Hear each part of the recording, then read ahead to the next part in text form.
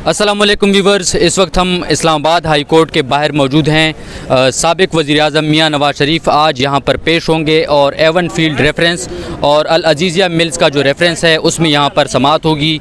4 साल बाद मियां नवाज़ शरीफ यहां पर वापस आए, वो यहां पर सरेंडर करेंगे।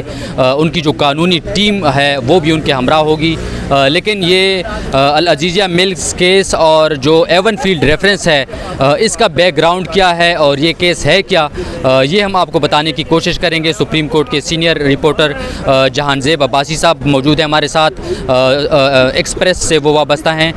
खुशामदीद कहते हैं सर आपको, आप कैसे हैं? बहुत शुक्रिया साकिब, अल्लाह का शुक्र है, बिल्कुल ठीक है अल्हम्दुलिल्लाह। सर हमारे नाज़रीन को ये बताइए कि ये एवन फील्ड रेफरेंस जो है इसका बैकग्राउंड क्या है और जो अल अजीज़िया का रेफरेंस है आज यहाँ पर जो समाअत होगी ये हमें थोड़ा सा समझाएं। साकिब, ये केसेस बुनियादी तौर के ऊपर इमरान खान की पटिशन से शुरू हुए। जब पनामा स्कैंडल आया तो आर्टिकल 184 के सेक्शन 3 के तहत सुप्रीम कोर्ट में इमरान खान भागे भागे आए उस पनामा स्कैंडल को लेके और ये मौक़िफ़ इख्तियार किया कि ये करप्शन के ज़रिए जो है वो शरीफ फैमिली ने और बिलखुसूस मियां मोहम्मद नवाज़ शरीफ ने लंदन के 4 फ्लैट्स जो एवन फील्ड फ्लैट्स के नाम से मशहूर हैं वो बनाए हैं और इनके ख़िलाफ़ जो है वो करप्शन और करप्ट प्रैक्टिसेस का के तहत इनको डिस्क्वालीफाई किया जाए। उस वक्त चीफ जस्टिस अनवर ज़हीर जमाली थे, उनकी सरबराही में बेंच बना, कुछ हेयरिंग्स हुई इस केस की और फिर उसके बाद उनकी रिटायरमेंट करीब आई और वो केस को पार्ट हर्ट करके या उन्होंने ये कहा कि इस केस को ऐसे समझा जाए जैसे सुना ही ना गया हो, ये कह के वो रिटायर हो गए। फिर उसके बाद जब Saqib Nisar chief justice of Pakistan बने तो फिर उन्होंने एक बेंच तश्कील दिया गुलजार अहमद की सरबराही में 5 रुकनी। उसमें मेरे ख्याल में आसिफ सईद खोसा की सरबराही में 5 रुकनी बेंच था, जिसमें गुलजार अहमद भी थे, शेख अजमत सईद थे, एजाजुल एहसन थे, एजाज़ अफजल ख़ान थे। तो ये 5 मेंबर बेंच इसने प्रोसीडिंग शुरू की। पहली जो फेज़ है उसमें 2 जजेज़ ने, आसिफ सईद खोसा और गुलजार अहमद ने, पार्लियामेंट में की गई तकारीर की बुनियाद के ऊपर नवाज़ शरीफ को नाइल कर दिया। अच्छा, हालांकि पार्लियामेंट में की गई तकारीर को अदालतों में ज़ेर बहस नहीं लाया जा सकता, ये आइन में बिल्कुल वाज़े लिखा हुआ है। उसके बावजूद इन 2 जजेज़ ने पार्लियामेंट में की गई जो तकारीर हैं उनके तहत नाअहल कर दिया गया। जो 3 जजेज़ हैं, जस्टिस एजाजुल एहसन, जस्टिस अजमत सईद शेख और एजाज़ अफजल ख़ान, ये 3 जजेज़ ऐसे थे जिन्होंने कहा कि JIT बनाई जाए। JIT में उस वक्त खुफिया इदारों के लोगों को शामिल किया गया। व्हाट्सएप के ज़रिए भी हमारी सुप्रीम कोर्ट के जजेज़ ने JIT के लिए नाम मंगवाए, वो भी रिकॉर्ड के ऊपर है। और फिर JIT रिपोर्ट में अकामा निकल आया। अकामा की बुनियाद के ऊपर सुप्रीम कोर्ट ऑफ पाकिस्तान ने एक इलेक्टेड प्राइम मिनिस्टर को महज ख्याली तनख्वाह की बुनियाद के ऊपर, एक फ़र्ज़ी तनख्वाह की बुनियाद के ऊपर नाअहल कर दिया JIT ने JIT की रिपोर्ट की रोशनी में। और दिलचस्प बात यह है कि जब ये case Panama scandal second phase में चला तो वो 2 जजेस गुलजार अहमद और आसिफ सईद खोसा वो अपना व्यू दे चुके थे, वो तकरीरों की बुनियाद के ऊपर नाअहल कर चुके थे, उनको इस बेंच पे नहीं बैठना चाहिए था। लेकिन वो जजेस जब JIT की रिपोर्ट के बाद हेयरिंग मुकम्मल हुई तो दोबारा बेंच आया तो दोबारा 5 जजेस हो गए। अच्छा, तो उस वक्त भी ये बड़ी अजीब सूरत हाल थी कि ये 2 जजेस ऑलरेडी अपना व्यू दे चुके हैं, ये 2 जजेस ऑलरेडी ये फ़ैसला कर चुके हैं कि तकरीरों की बुनियाद के ऊपर उन्होंने नवाज़ शरीफ को नाअहल किया है। लेकिन जब फ़ैसला सुनाने आए, जब JIT की रिपोर्ट भी उनके सामने नहीं थी, वो भी उन 3 के साथ मिल गए। और ये भी पाकिस्तान की हिस्ट्री में पहली मरतबा हुआ कि डिस्क्वालिफिकेशन की गई। और फिर उसके बाद उसी पनामा फ़ैसले में ही ये कहा गया कि मियां मोहम्मद नवाज़ शरीफ, मरियम नवाज़, कैप्टन रिटायर्ड मोहम्मद सफदर, इनके ख़िलाफ़ जो है वो रेफरेंसेस बनाए जाएँ। ठीक, तो ये डायरेक्शन सुप्रीम कोर्ट के पनामा जजमेंट की रोशनी में थी, जिस पे फिर नैब में केसेस चले और फिर वो सारी सूरत हाल हमारे सामने है। मियां मोहम्मद नवाज़ शरीफ मेडिकल ग्राउंड्स की रोशनी में फिर वो बैरून मुल्क गए, 4 साल तक बैरून मुल्क रहे उनकी गैर मौजूदगी में, क्योंकि वो एब्सकॉन्ड कर गए थे और कोर्ट में नहीं आ रहे थे, उनको इश्तिहारी करार दे दिया गया था। तो अब जहाँ पे उनको राहदारी ज़मानत मिली है वहीं पे उन्होंने अब अपीलें दोबारा बहाल करने के लिए कि उनकी अल अजीज़िया रेफरेंस में और एवन फील्ड रेफरेंसेस में जो उनकी अपीलें इस्लामाबाद हाई कोर्ट में पेंडिंग हैं, उन अपीलों को बहाल करने की जो दरख्वास्तें हैं वो आज दायर हो रही हैं और फिर आज ही वो कोर्ट में सरेंडर करेंगे और फिर इन अपीलों के ऊपर समाअत शुरू होगी। ठीक है। अच्छा सर, ये थोड़ा सा समझाइए कि मियां नवाज शरीफ को जो फैसला के ख़िलाफ़ जो फैसला आया सुप्रीम कोर्ट से, उसके बाद ये मामला हाई कोर्ट में गया, वहाँ से भी फैसला आया? नहीं, सुप्रीम कोर्ट ने अपने फैसले में नैब कोर्ट्स को भेजा था। ठीक है। कि नैब कोर्ट्स भेजे।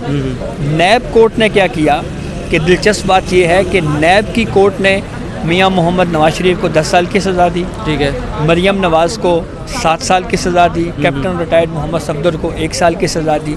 इसहाक डार के हवाले से भी इस तरह का एक फ़ैसला आया। ठीक। लेकिन जो करप्शन और करप्ट प्रैक्टिसेस का जो इल्ज़ाम था, ठीक है, नवाज शरीफ के ऊपर कि इन्होंने करप्शन से ये फ्लैट्स बनाए हैं, उन करप्शन के इल्ज़ामात से नैब कोर्ट ने उनको बरी कर दिया। ठीक है। करप्शन के इल्ज़ामात से मियां मोहम्मद नवाज शरीफ को नैब कोर्ट ने बरी किया। उस फैसले को उस वक्त की नैब ने हाई कोर्ट में कहीं चैलेंज नहीं किया।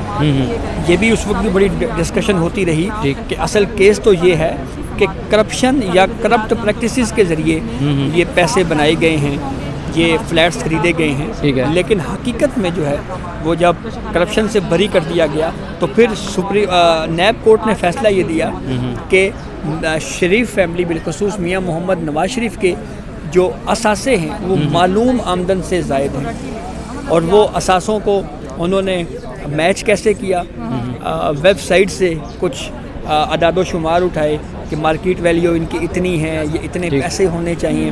तो उस सेंस में उन्होंने कहा जी कि हमारे पास जो इनके इनकम है वो इससे मैच नहीं हो रही और फिर इस बुनियाद के ऊपर जो है वो सुप्रीम कोर्ट नैब कोर्ट ने उनको सज़ाएं दी। फिर उन के फैसलों के ख़िलाफ़ अपीलें इस्लामाबाद हाई कोर्ट में। इस्लामाबाद हाई कोर्ट मरियम नवाज़ को ऑलरेडी इस केस में बरी कर चुकी है। सही। नवाज शरीफ का मामला इसलिए पेंडिंग था, स्टक था, रुका हुआ था क्योंकि वो बैरून मुल्क थे।